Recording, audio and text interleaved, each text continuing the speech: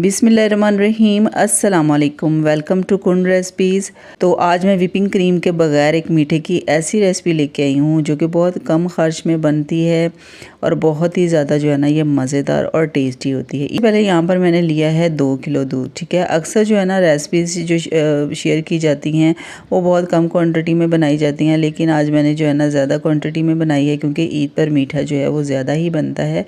तो आज मैंने उसी हिसाब से जो है ना ये मीठे की रेसिपी आपके साथ शेयर कर रही हूँ। तो ये 2 किलो दूध है, इसमें से जो है ना हमने 1 कप दूध का निकाल लेना है और बाकी के दूध में जो है ना हमने चीनी डालनी है।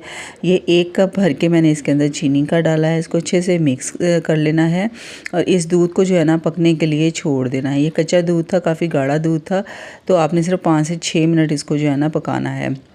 अब यहाँ पर जो दूध निकाला था 1 कप, इसके अंदर हम डालेंगे 5 टेबल स्पून कस्टर्ड पाउडर के और इसको अच्छे से मिक्स कर लेंगे। मिक्सिंग जल्दी जल्दी करनी है, अच्छी तरह से करनी है ताकि गुठलियाँ ना बने इसके अंदर। इसको मिक्स करने के बाद यहाँ पर दूध जो है ना इसको पकते हुए तकरीबन 10 मिनट हो गए थे। तो अब इसके अंदर हमने डालना है मिक्स किया हुआ कस्टर्ड वाला दूध और साथ साथ चम्मच चलाते रहना है ताकि इसके अंदर गुठलियाँ ना बने। जैसे ही हम इसके अंदर कस्टर्ड वाला दूध डालेंगे तो ये जो है ना अच्छा खासा गाढ़ा हो जाएगा, लेकिन फिर भी हमने इसको जो है ना मज़ीद पकाना है तकरीबन 8 से 10 मिनट तक लो फ्लेम पे। ठीक है, तेज़ फ्लेम पे नहीं पकाना है, लो फ्लेम पे पकाना है ताकि कस्टर्ड का कच्चापन जो है ना ये ख़त्म हो जाए।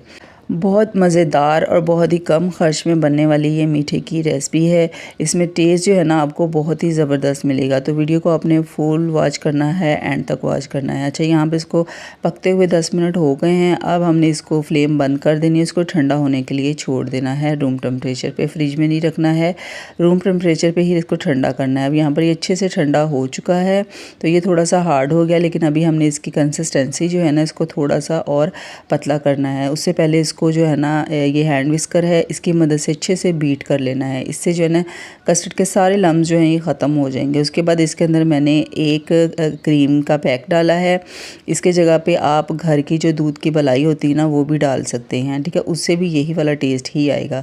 तो मैंने यहाँ पर जो है ना 1 क्रीम का पैक डाला है, यानी 1 कप के बराबर ये क्रीम है।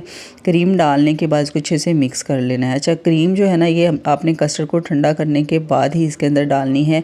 अक्सर लोग पकते हुए दूध में डाल देते हैं, उससे वो वाला फ्लेवर नहीं आता है जो इस तरह से ठंडे कस्टर्ड में क्रीम डालने का से आता है।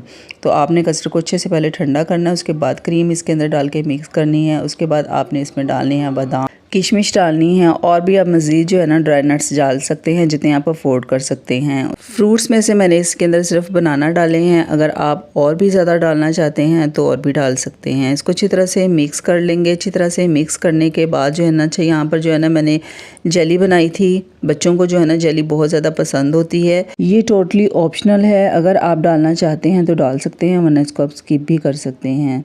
तो यहाँ पर जो है ना मैंने ग्रीन और रेड कलर में बनाई थी। मैंने दोनों में से हाफ पैक जो है ना जेली का बना लिया था और उसके बाद जो है ना इन दोनों को मिक्स करके हाफ इस कस्टर्ड के अंदर डाल देंगे। इसको हल्के हाथों के साथ मिक्स करना है ताकि टूटे ना। अच्छी तरह से मिक्स करने के बाद जो है ना इसको अपनी जिस भी सर्विंग बॉल में निकालना है उसके अंदर निकाल लेंगे और उसके बाद इसको इसके ऊपर डालेंगे बादाम और थोड़ी सी किशमिश मैंने बचा के रखी थी। इसी तरह थोड़ी सी जेली जो रखी थी उसके साथ जो है ना इसके ऊपर इसकी खूबसूरती को मज़ीद बढ़ाने के लिए इसके ऊपर इस तरह से डस्ट कर देंगे।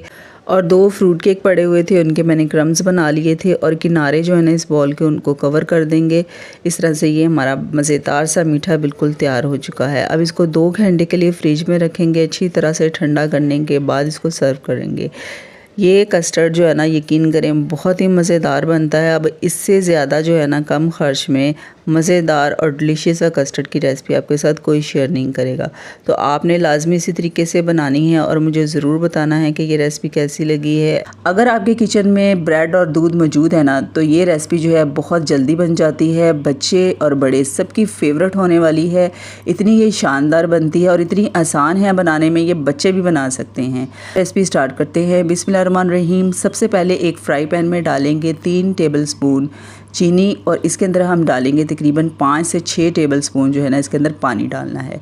फ्लेम आपने बिल्कुल लो रखनी है। हम यहाँ पर कैरेमल पहले तैयार करेंगे, लेकिन इसके लिए जो है ना आपने फ्लेम बिल्कुल लो रखनी है। लो फ्लेम पे इसको पकाना है। अगर तेज़ फ्लेम पे पकाएंगे तो इसका कलर जो है बहुत ज़्यादा डार्क हो जाएगा और इसमें जो है ना थोड़ी सी कड़वाहट आ जाएगी। पानी की जो मिकदार है ना वो आपने 5 से 6 टेबल लो फ्लेम पे बिल्कुल इसको आपने पकाना है, क्योंकि अगर हम सिर्फ चीनी को मेल्ट करेंगे तो वो जल्दी मेल्ट नहीं होगी। अब हमने इसको पका लिया है। इसका कलर जो है ना ये देख सकते हैं गोल्डन कलर हो चुका है। अब हमने जिस सांचे में इसको निकालना है उसको पहले थोड़ा सा ऑयल के साथ ग्रीस कर लीजिएगा और उसके बाद ये कैरेमल जो है ना इसके अंदर आपने डाल देनी है और इसको जो है ना आपने सेट होने के लिए एक साइड पे रख देना है।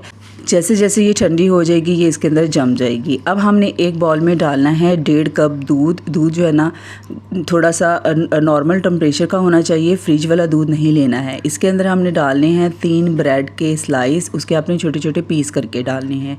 उसके बाद डालेंगे इसके अंदर 3 अदद अंडे, इसकी सफ़ेदी और जो इसकी जर्दी है ना दोनों आपने इसके अंदर डाल देनी है और एक एक करके अंडा डालना है, चेक करके डालना है ताकि ख़राब ना हो। उसके बाद इसके अंदर हम डालेंगे 2 टेबल स्पून चीनी के। जो मीठा है ये आपने अपने टेस्ट के हिसाब से डाल लेना है। उसके बाद इसके अंदर हम डालेंगे 1 टीस्पून वनीला एसेंस डालेंगे, 1 टेबलस्पून इसके अंदर देसी घी का डालेंगे। अगर देसी घी ना हो तो आप दूसरे वाला घी भी डाल सकते हैं। उसके बाद इसको हमने ब्लेंडर जग में ब्लेंड कर लेना है, इसका पेस्ट बना लेना है अच्छी तरह से मिक्स करके, ठीक है।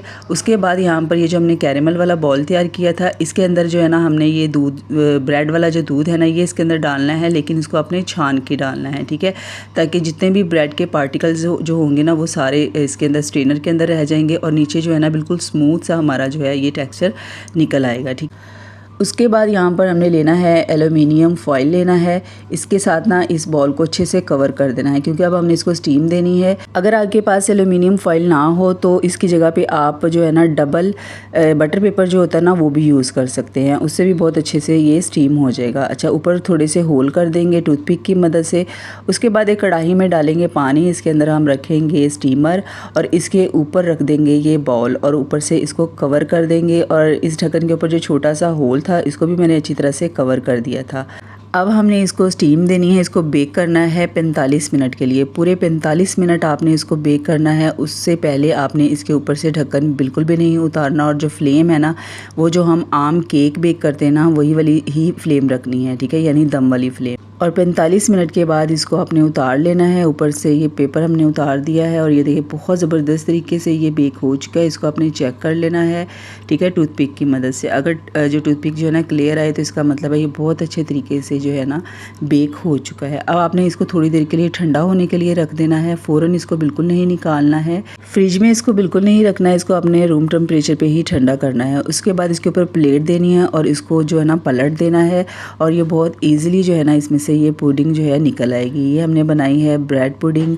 ये ब्रेड पुडिंग जो है ना मैंने फ़र्स्ट टाइम बनाई है और फर्स्ट टाइम ही ये मेरी जो है ना मीठे की रेसिपी इतनी परफेक्ट बनी है ना, यकीन करें सबने बहुत ही शौक़ से खाई है। इसका टेस्ट बच्चों को बहुत अच्छा लगा है। अच्छा, यहाँ पर मैं आपको एक चीज़ बताते चलूँ, अगर आप इस पुडिंग को फ्रिज में रखेंगे ना तो ये थोड़ी सी हार्ड हो जाएगी, ठीक है। अगर बाहर नॉर्मल रूम टेम्परेचर पे ही रखेंगे तो ये जो है ना इसी तरह से बिल्कुल रुई की तरह जो है ना सॉफ्ट रहेगी और ज़्यादा जो है ना ये मज़े की थोड़ी सी नीम गर्म ही मज़े की लगती है।